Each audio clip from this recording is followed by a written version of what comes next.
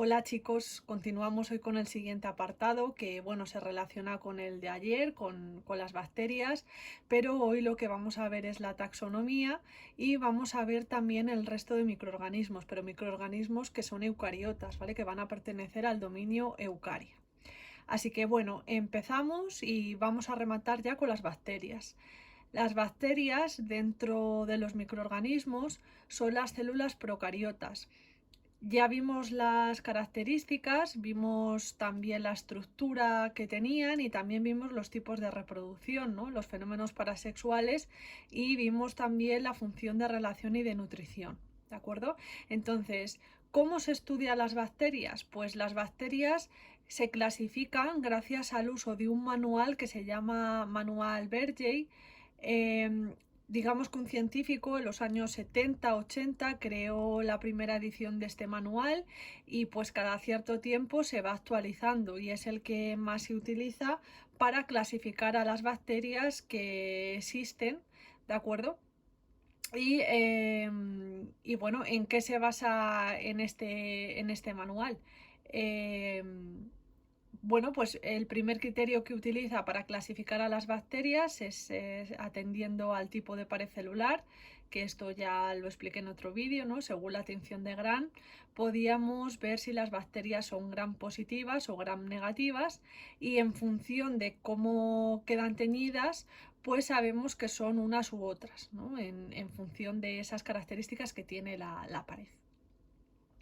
Os he puesto en las diapositivas lo siguiente: las bacterias gram negativas, que son las que se tiñen con el colorante rosita o rojo, están remarcadas en rojo, y aquellas bacterias gram positivas, que son las que se tiñen con de un color violeta o azul violeta, os las he puesto en azul, ¿vale? Porque así visualmente yo creo que os ayuda un poco a aprenderos todo esto.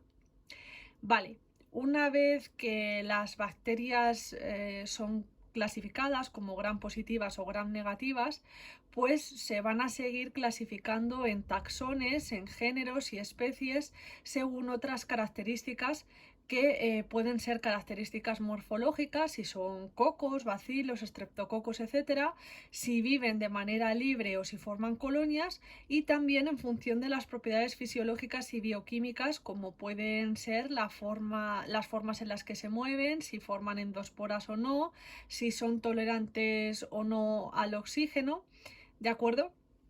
Y antes de nada, en relación con las endosporas, he estado viendo en exámenes de selectividad. He visto en los exámenes que había una pregunta en la que os pedían citar ejemplos de bacterias que produjeran endosporas, ¿vale? Entonces, ejemplos que pueden producir endosporas son los géneros Bacillus y Clostridium, ¿vale? Que son bacterias gram positivas, ¿de acuerdo? De todas maneras, estas bacterias van a volver a aparecer, así que entre unas cosas y otras espero que por repetición se os vayan quedando los nombres, ¿de acuerdo? No obstante, os lo pondré en esta diapositiva, ¿vale? Os pondré aquí luego un cuadro donde os ponga que, bueno, como géneros que producen endosporas, como géneros, perdón, de bacterias que producen endosporas, os pondré aquí Bacillus y Clostridium, ¿vale? Para que lo tengáis. Bueno, seguimos. Pues según este manual, el manual Bergey, podemos diferenciar cuatro grandes grupos de bacterias, ¿vale? Las bacterias gram negativas, las bacterias gram positivas con bajo contenido en G más C, bacterias gram positivas con alto contenido en G más C, y arqueas o arqueobacterias. Y aquí vamos a hacer un paréntesis para ver qué significa eso de G más C. En genética, G más C, o contenido GC o porcentaje GC, significa contenido en guanina y citosina, ¿vale? Digamos que expresa el porcentaje de pares de guanina y citosina que hay en una molécula de ADN o en el genoma de un microorganismo que se esté estudiando, como en este caso las bacterias, ¿no? Entonces, si se sabe, por ejemplo, que el porcentaje de guanina más citosina es del 58%, eso implica, ya lo sabéis, que el contenido o el porcentaje en adenina más timina tiene que ser del 42%, ¿no? Entonces, simplemente que sepáis que el contenido G más C se utiliza para clasificar organismos en taxonomía, como en el caso de las bacterias que vamos a ver entonces, ¿de acuerdo? ¿Por qué se utiliza las bases nitrogenadas o los nucleótidos que tienen como bases nitrogenadas guanina y citosina? Bueno, porque sabéis que entre estas dos bases nitrogenadas se establecen 3 enlaces de hidrógeno, ¿vale? En lugar de los 2 enlaces que se establecen entre la adenina y la timina. Y eso hace que el enlace entre la guanina y la citosina sea más fuerte y más resistente a la desnaturalización por efecto de la temperatura, por lo que el contenido en G más C tiende a ser mayor en los microorganismos hipertermófilos. Pero bueno, esto ya os digo que a modo de curiosidad, ¿vale? Simplemente que sepáis que G más C significa guanina y citosina, y que en función del porcentaje de estas bases así se clasifican los microorganismos, ¿de acuerdo? Entonces, las bacterias gram negativas y las bacterias gram positivas, es decir, los 3 primeros grupos, son eubacterias. Luego veis por último las arqueobacterias, que ya os dije que pertenecían a otro dominio en la actualidad, que es el dominio arquea, recordad, ¿vale? Al dominio de las arqueobacterias. Entonces, vamos a empezar a ver un poco cada grupo de bacterias, ¿no? De estos 4 grupos en las que los hemos clasificado. Bueno, entonces empezamos con las gram negativas. Ya vimos que se tiñen de rosa porque tienen una pared celular que tiene algo de peptidoglucano, que también al peptidoglicano o glucano se le denominaba mureína, y también tienen una capa de lípidos que suele otorgar una cierta resistencia a los antibióticos. Vale, ¿qué bacterias pertenecen a las gram negativas? Tenemos las bacterias que realizan la fotosíntesis utilizando el oxígeno, por lo tanto la fotosíntesis es oxigénica, ¿no? Son bacterias fotosintéticas oxigénicas. ¿Y cuáles son esas bacterias? Pues las cianobacterias. Las cianobacterias son muy importantes, son las responsables de que cambiara la atmósfera primitiva, es decir, de estar cargada de dióxido de carbono a tener una atmósfera con oxígeno y que pudiera producirse esa explosión de vida que se mantiene hasta la actualidad, ¿de acuerdo? Luego tenemos las bacterias que realizan la fotosíntesis pero que no utilizan oxígeno, que son las bacterias fotosintéticas anoxigénicas, y que son las bacterias rojas o púrpuras y verdes del azufre o no del azufre. Y por otro lado tenemos las bacterias quimiótrofas, ¿vale? Ahí me falta un acento, quimiótrofas, como por ejemplo las bacterias oxidantes del hierro y del azufre o las nitrificantes. Y por otro lado tenemos las bacterias patógenas. Las bacterias patógenas sí que tenéis que conocer, que son las enterobacterias del género Pseudomonas, ¿no? Pues no sé, Escherichia coli, que ya la hemos mencionado en algún vídeo, Salmonella y cocos como Neisseria. La Neisseria de determinadas especies de Neisseria son las responsables de la gonorrea, la Neisseria gonorrea, y me parece que os lo he comentado alguna vez en clase. Y bacterias del género Rickettsia, que son responsables, por ejemplo, del tifus, de la fiebre tifoidea. Pues tanto las pseudomonas como la Escherichia coli, la Salmonella, la Neisseria y Rickettsia pertenecen a las enterobacterias, ¿vale? Bacterias que son patógenas, ¿vale? Salmonella, de salmonelosis, Escherichia coli, son normalmente enfermedades relacionadas con el sistema digestivo, ¿vale? Aquí en la diapositiva tenéis una imagen de cómo se verían las bacterias gram positivas al microscopio y las gram negativas. Y si os fijáis aquí, que yo no sé si lo apreciáis, también hay alguna bacteria gram negativa que ha quedado teñida de rosa, ¿vale? Pero bueno, a modo de curiosidad. Bien, por otro lado tenemos las bacterias gram positivas con bajo contenido en G+C. Las bacterias gram positivas son las que tienen en su pared gran cantidad de peptidoglicano y son las que van a quedar teñidas con el tinte azul-violeta. Estas son bacterias heterótrofas, por lo tanto van a utilizar la materia orgánica de otros seres vivos. Aquí destacan patógenos como Clostridium, que son los que forman las endosporas que están en la otra diapositiva, recordadlo. Diferentes especies de Clostridium generan enfermedades como la gangrena de las heridas. En las guerras, antes de que se conocieran los antibióticos, mucha gente no moría de la herida que le había producido la bala o la amputación, sino que morían de la gangrena, de que esa herida no cicatrizaba bien y se infectaba con Clostridium, ¿vale? Y como no había antibióticos, pues no se podía tratar y la persona moría de septicemia, que la septicemia es una afección médica grave causada por una respuesta inmune fulminante a una infección.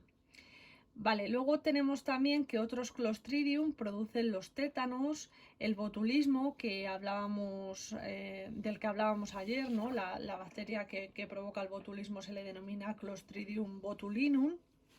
Otro género de bacterias gram positivas importantes es Corynebacterium, que produce la difteria.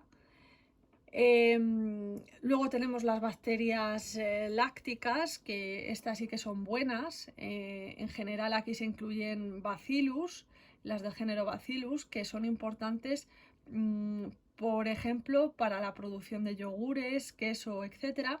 Y van a ser importantes también en la biotecnología, en la biotecnología alimentaria. Y luego también están los estafilococos, que forman parte de nuestra flora bacteriana y que estos son buenos y nos protegen de esas bacterias malas, ¿no? En general, se puede decir que la mayoría de las bacterias o son buenas o ni nos perjudican ni nos benefician. Pero claro, luego están las bacterias que nos provocan enfermedades y que no son la gran mayoría, pero que por esas enfermedades que provoca, pues son muy importantes, ¿no? de estudiar y de citar. Además de estas que ya os he nombrado, se incluyen dentro de este grupo, por su relación filogenética, los micoplasmas. Los micoplasmas no tienen peptidoglucano, es decir, son bacterias gram negativas, pero se estudian dentro de las gram positivas por parentesco evolutivo, ¿vale? Así que tenerlo en cuenta, que es importante, ¿de acuerdo? Se incluyen dentro de las gram positivas, pero no lo son, son gram negativas. Lo que pasa que por relación evolutiva sí que se incluyen dentro del grupo. Son bacterias, los micoplasmas, son bacterias pleomorfas. ¿Eso qué quiere decir? Pues que tienen una gran variedad de formas, ya que carecen de pared celular. Es decir, dependiendo del ambiente en el que se encuentren, pueden adoptar diversas formas al carecer de pared celular y por eso se les denomina células pleomórficas. Además, son parásitos obligados del ser humano, los animales y las plantas, y provocan diversas enfermedades relacionadas con las vías urinarias y respiratorias, ¿no? Como por ejemplo una enfermedad relacionada con las vías respiratorias, la neumonía. El micoplasma causante de la neumonía se denomina Mycoplasma pneumoniae y se contagia a través del contacto con partículas de secreción de la nariz y de la garganta de personas infectadas, especialmente pues cuando tosen y estornudan. Daos cuenta que el nombre de la enfermedad se relaciona con la bacteria que la produce, ¿de acuerdo? ¿Vale? Neisseria gonorrhoeae es la bacteria que produce la Neisseria. Mycoplasma pneumoniae es la bacteria que provoca la neumonía, ¿vale? Pues así con todo. Clostridium, la enfermedad que produce Clostridium botulinum, la enfermedad que provoca el botulismo, ¿vale? Y así con todas. Bueno, y luego otro grupo que también tenéis que conocer dentro de las bacterias gram positivas son las bacterias filamentosas o actinomicetos. Bacterias filamentosas, el nombre lo dice. Estas bacterias siguen siendo unicelulares, pero se van asociar para formar filamentos que se van a denominar hifas. Hifas, os debe de sonar el nombre de cuando hayáis estudiado los hongos en otros cursos. Bueno, al igual que los hongos, las bacterias filamentosas forman filamentos denominados hifas que se entrelazan y forman un entramado, una red que se denomina micelio, igual que en los hongos, ¿vale? El filamento es la hifa y esa red que forman todas las hifas constituyen el micelio. Bien, ¿cuál es la diferencia entre los hongos y los actinomicetos? Que los actinomicetos son bacterias, son células procariotas, mientras que los micelios de los hongos, los MOS, son células eucariotas que las vamos a ver luego también. Dentro de los actinomicetos destacan dos géneros muy importantes, Actinomyces y Streptomyces. ¿Y por qué destacan estos géneros? Porque de estas bacterias se han conseguido gran cantidad de antibióticos, ¿vale? Por lo tanto, son muy importantes estos dos géneros. Y luego tenemos las arqueobacterias, que el otro día en el primer vídeo, cuando os explicaba la clasificación de los 5 reinos, que ya está un poco desactualizada, vimos la clasificación actual, ¿no? Que se ajustaba a esos 3 dominios y uno de ellos era el dominio arqueobacteria. Vale, pues las arqueobacterias, como os dije, se caracterizan porque viven en ambientes muy extremos, ¿vale? Lo tenemos aquí. Entonces, las podemos clasificar según los ambientes en los que viven. Tendríamos las bacterias metanógenas, que son las que viven en ambientes anaerobios sin oxígeno, ¿vale? Pues por ejemplo en la profundidad de los mares y océanos, en las fosas abisales, ¿vale? Y se caracterizan porque el resultado de esos procesos metabólicos que realizan para poder vivir es gas metano, ¿de acuerdo? Por eso se le llaman bacterias metanógenas, generadoras de metano. Otro grupo de bacterias serían las bacterias hipertermófilas y termoacidófilas, que filo significa pues como que te gusta, ¿no? Entonces significa que viven en aguas muy ácidas y calientes, pueden llegar a tener temperaturas de hasta 90 grados centígrados o incluso más, ¿vale?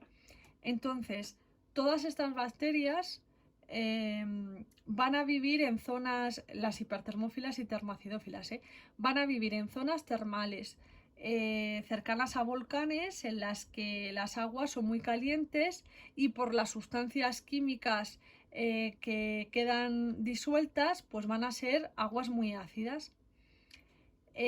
También estas aguas pues, pueden contener mucho azufre, sustancias químicas, digamos, que otras bacterias no soportarían, ¿vale?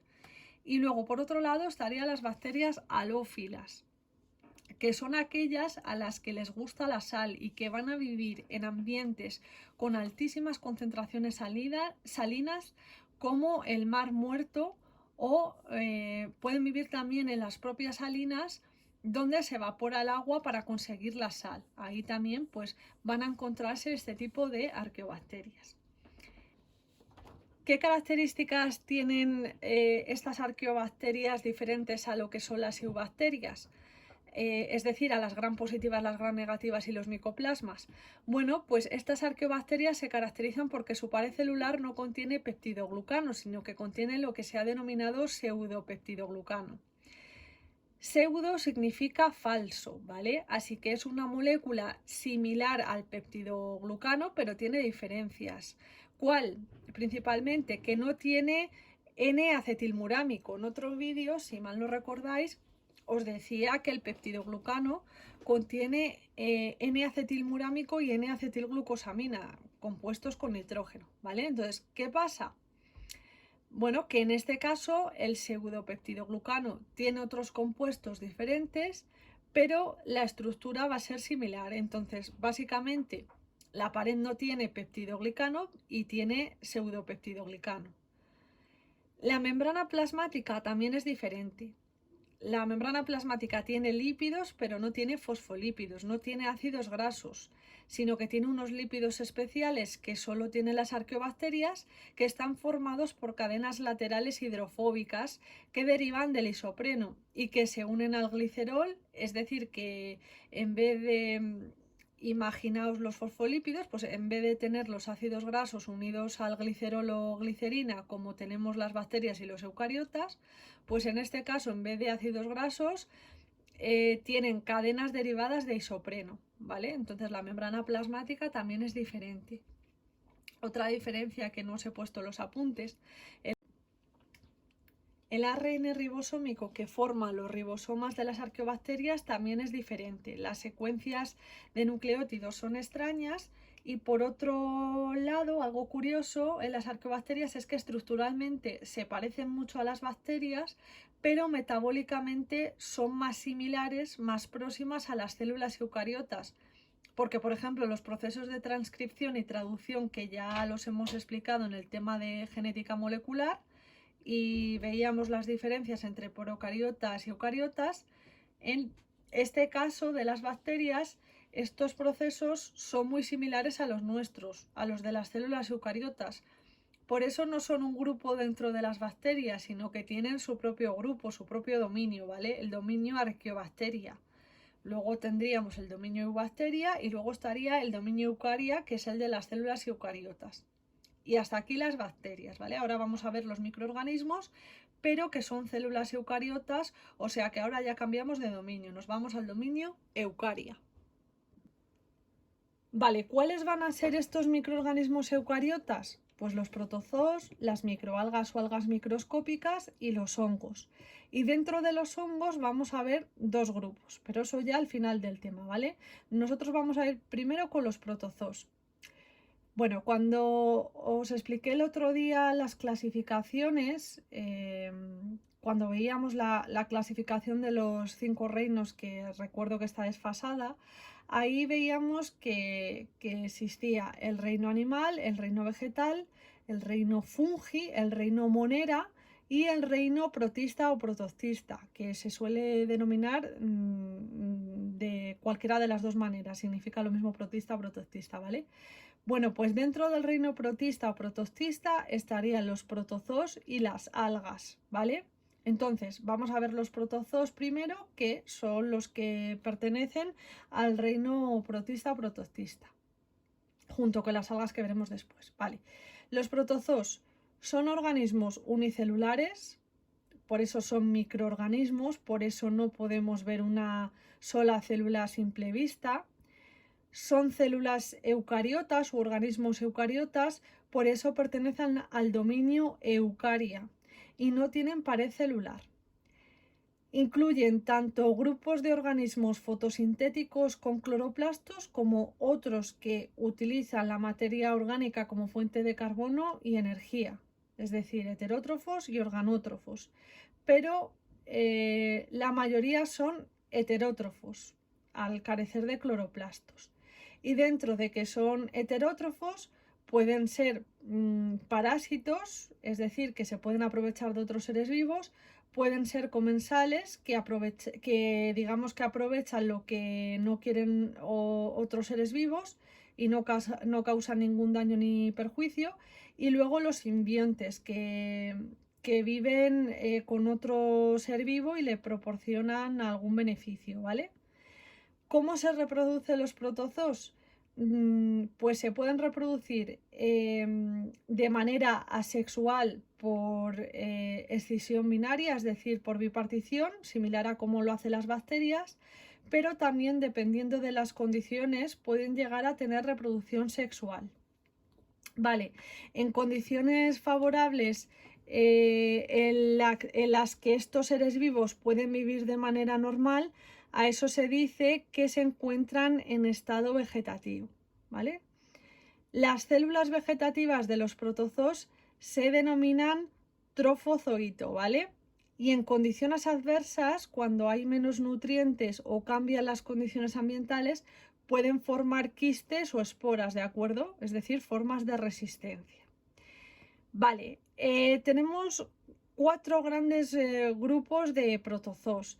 Tenemos por un lado los flagelados, que son los que tienen uno o dos flagelos largos para desplazarse por medios líquidos, que destaca, por ejemplo, el Trypanosoma. Esto que os he puesto aquí es la imagen de una muestra de glóbulos rojos, ¿vale? Esto que veis por aquí de color rosa, ¿vale? Son glóbulos rojos con forma de disco. Y lo que veis así más oscuro, como en color violeta azul, pues serían los protozoos, ¿vale? El tripanosoma causa la enfermedad del sueño y es transmitido por un mosquito. Y si el mosquito te pica y te transmite este protozoo, pues a la larga te provoca la enfermedad del sueño, que es una enfermedad que va destruyendo tus glóbulos rojos, puede ir destruyendo tus células nerviosas, pues notas como que estás muy cansado, como que tienes sueño durante el día e insomnio por la noche. Y al final, pues ese cansancio extraño deriva en un coma y deriva en la muerte, ¿vale? Entonces es una enfermedad complicada y difícil. Y si os fijáis, que yo no sé si se ve muy bien, pero los hilillos esos que hay por aquí, bueno, luego cuando veáis el PowerPoint, cuando tengáis el PowerPoint lo veréis mejor, son los flagelos. ¿De acuerdo? Bueno, luego estaría el grupo de los ciliados como Paramecium, y si os fijáis aquí, pues se ven también alrededor unos pelitos que son los cilios con los que se va a desplazar el paramecio, ¿vale? Luego tenemos los sarcodinos, dentro de los cuales distinguimos los actinópodos y los rizópodos. Los rizópodos, de los dos, los más importantes son los rizópodos, ¿vale? Que son protozoos capaces de producir expansiones de su citoplasma rodeadas por la membrana, que se denominan pseudópodos, es decir, los llamados falsos pies, y digamos que su finalidad es arrastrar el cuerpo hacia donde se ha emitido el pseudópodo. Esto es característico de las amebas, por ejemplo la entamoeba, ¿vale? Estos serían los pseudópodos, ¿vale? Esas prolongaciones del citoplasma que ayudan a mover a la bacteria, perdón, a mover al protozoo hacia el lugar donde se ha emitido el pseudópodo, ¿vale? Entonces, estos serían, como os digo, los pseudópodos, los falsos pies que van produciendo los rizópodos, las amebas, ¿no? Y luego tenemos los esporozoos y grupos afines, que estos no tienen ningún tipo de apéndice para desplazarse, ¿vale? Es decir, se desplazan mediante deslizamiento y se caracterizan porque generan esporas, se dividen por esporulación. Un esporozoo importante que debéis más o menos conocer es el Plasmodium, ¿vale? El Plasmodium falciparum, que es el microorganismo, es el protozoo que provoca la malaria. Estos protozoos lo que hacen es infectar a los glóbulos rojos, ¿vale? Esto más oscuro sería el protozoo, infectando a un glóbulo rojo, a los glóbulos rojos y también a las células del hígado, ¿vale? Y lo que hacen es que se reproducen dentro de estas células y al final salen y van rompiendo esos glóbulos rojos, ¿de acuerdo? Entonces se pueden, por este motivo se pueden producir pues fiebres importantes, hemorragias internas, etcétera, ¿vale? Son enfermedades complicadas, tanto la enfermedad del sueño que os acabo de decir antes como la malaria, ¿vale? Entonces, esto en cuanto a los protozoos. Vamos ahora con las microalgas o las algas microscópicas. Como os he dicho antes, también pertenecen al reino protista, en esa clasificación que está desfasada y que a mí no me suele gustar mucho, la verdad. Es mejor que os centréis en esa clasificación de los 3 dominios que existen, pero bueno. Vale, microalgas dentro del reino protista o protostista. Vale, las microalgas son células eucariotas que contienen cloroplastos y por lo tanto van a realizar la fotosíntesis. son autótrofos y tienen pared celular, pero esta pared celular pues puede ser de quitina o de celulosa, aunque mayoritariamente de esta última, ¿vale? De celulosa. Los polímeros carbonados de reserva de las células son variados y solo en algunos grupos se sintetiza el almidón, como ocurre en las plantas superiores. Y pues como os digo, realizan la fotosíntesis y realizan la fotosíntesis oxigénica, es decir, aprovechan el oxígeno, por lo que se van a localizar en la zona fótica de la columna de agua. ¿Qué quiere decir esto? Si vosotros pensáis en el mar, ¿vale? Imaginaos una tubería enorme que colocáis en vertical desde la superficie del océano hasta el fondo del océano, ¿vale? ¿Qué vemos en esa columna de agua, en esa tubería que hemos colocado? Pues que hay una zona, que es la zona superficial, que es donde llega la luz.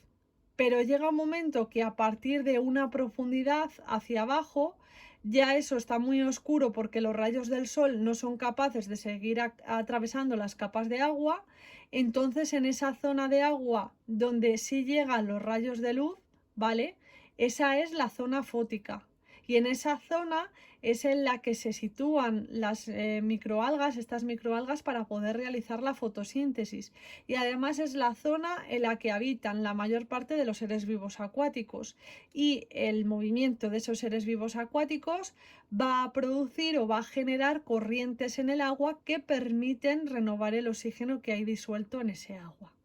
Por lo tanto, estas microalgas se sitúan en esta zona porque hay oxígeno y porque reciben la luz para realizar la fotosíntesis.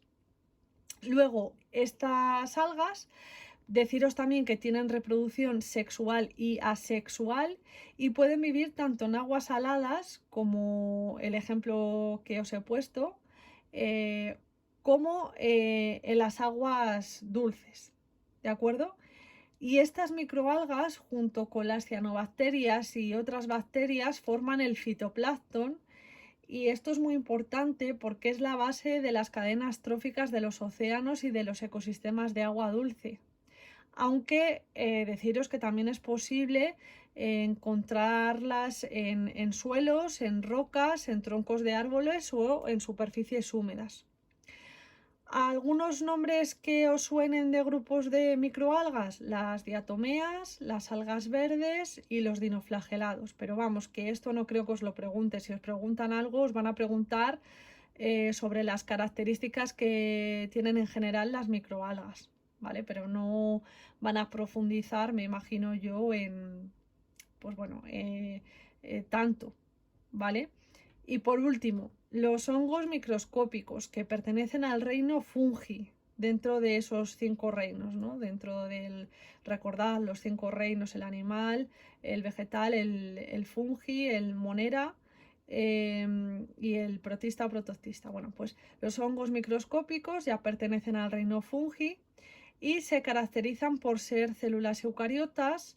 No tienen pigmentos fotosintéticos, por lo tanto no pueden realizar la fotosíntesis y por lo tanto son heterótrofos.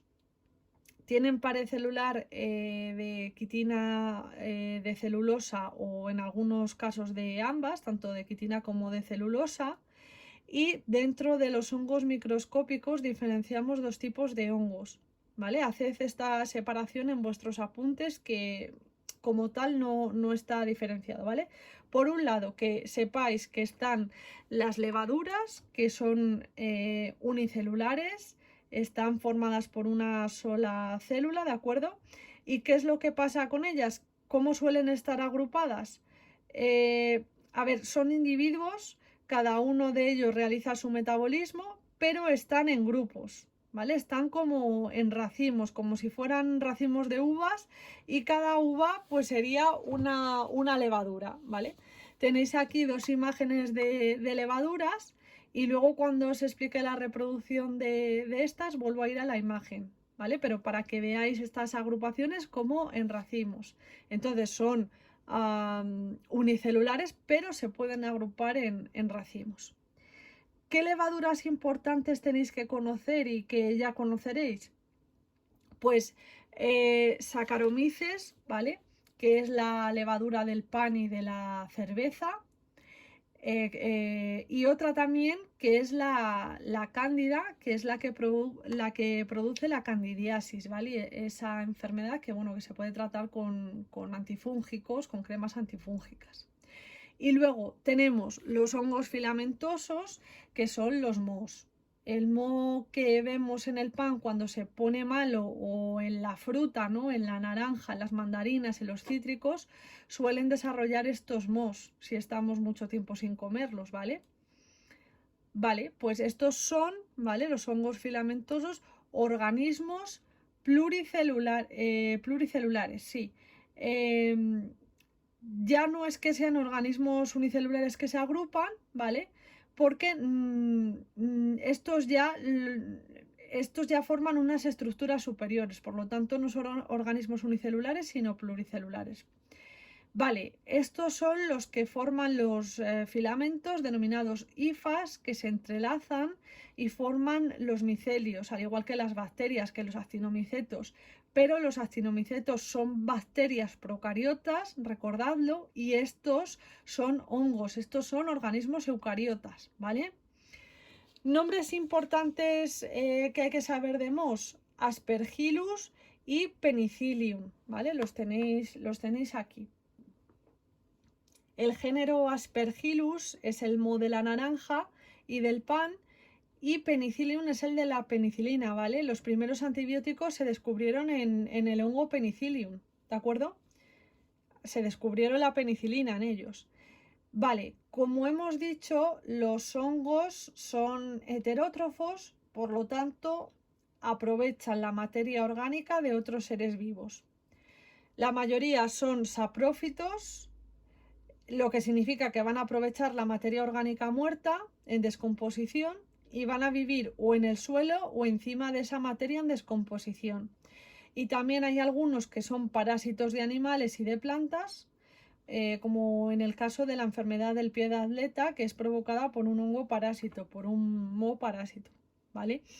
Y luego, en cuanto a la reproducción, las levaduras tienen reproducción asexual por gemación. Aquí, si os fijáis, os he puesto una imagen con una levadura que está gemando.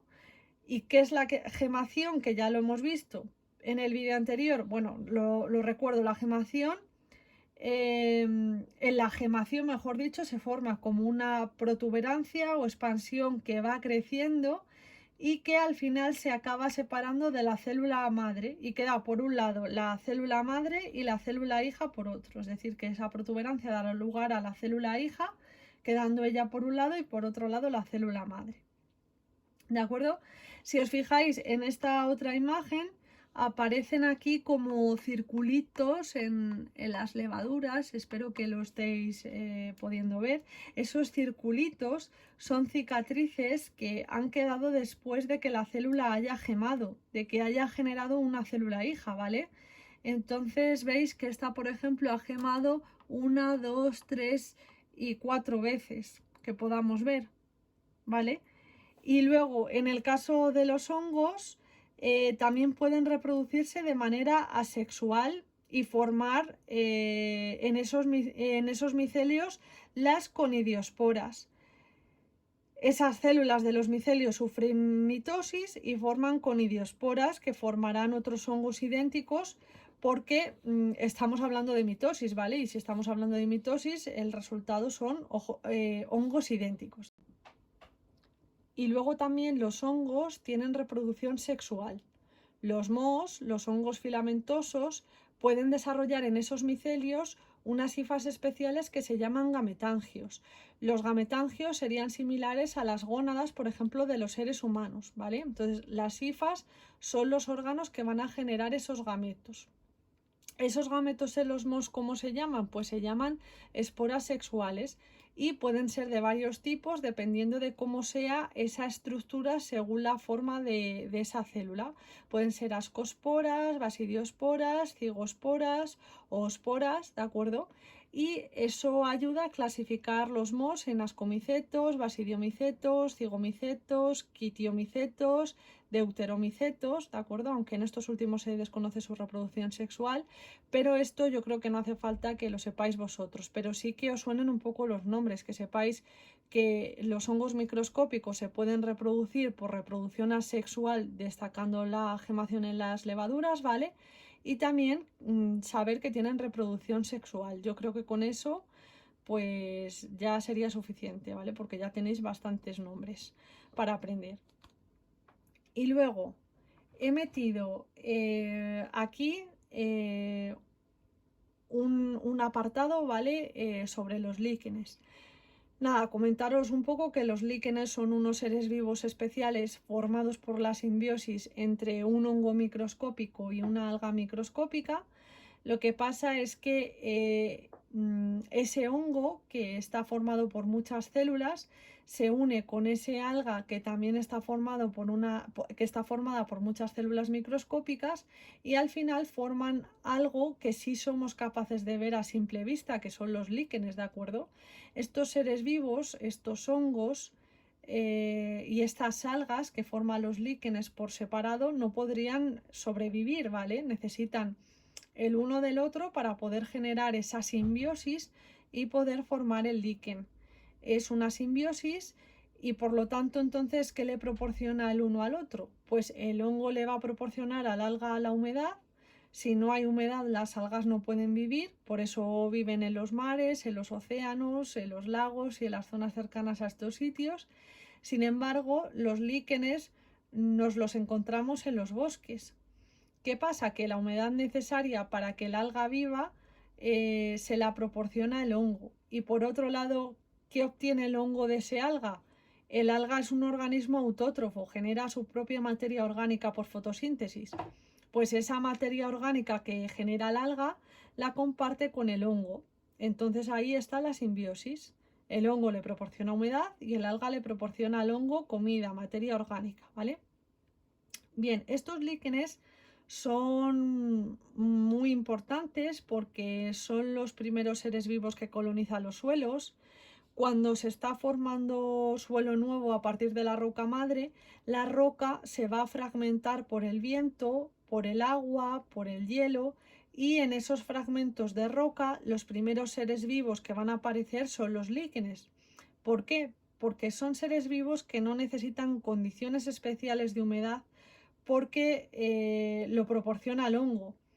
Y tampoco se necesita que haya mucho nutriente porque eso ya lo genera el alga. Entonces son los primeros seres vivos que van a ir colonizando los medios. ¿Y qué pasa? Que sin embargo, aunque son seres aventureros, por así decirlo, que son capaces de colonizar suelos nuevos, suelos pobres, donde otros seres vivos no pueden vivir porque no encuentran nutrientes, pues sin embargo son organismos muy frágiles, muy sensibles a la contaminación atmosférica. En las ciudades, por ejemplo, es muy difícil encontrar líquenes, a lo mejor pues en los parques que son muy grandes, pero si no es bastante complicado encontrar en los árboles de ciudad líquenes. ¿Por qué? Pues porque la contaminación atmosférica en las ciudades es importante, hay mucho dióxido de carbono de los coches, de las estufas, de las chimeneas, etcétera. Sin embargo, en cuanto salimos al campo o a la montaña, empezamos a encontrar en los árboles gran cantidad de líquenes y gran variedad. Son muy variados los líquenes, ¿no? Eso significa que ese ambiente en el que nos encontramos está mucho más limpio y hay un aire mucho más sano que en la ciudad. Por eso se les llama a los líquenes indicadores biológicos de contaminación, porque si vemos líquenes es que el aire está limpio y si no vemos líquenes es que hay contaminación atmosférica, ¿vale? Bueno, pues hasta aquí el vídeo y el tema 18. Mañana ya empezamos con el siguiente tema, con el tema 19, que trata también de los microorganismos, pero vamos a profundizar un poco más en los microorganismos. Veremos los beneficios de los microorganismos y las enfermedades producidas por estos, y también nos centraremos un poco en la biotecnología, ¿de acuerdo? Así que nada, nos vemos en el siguiente vídeo. Un saludo y mucho ánimo, que ya queda poco.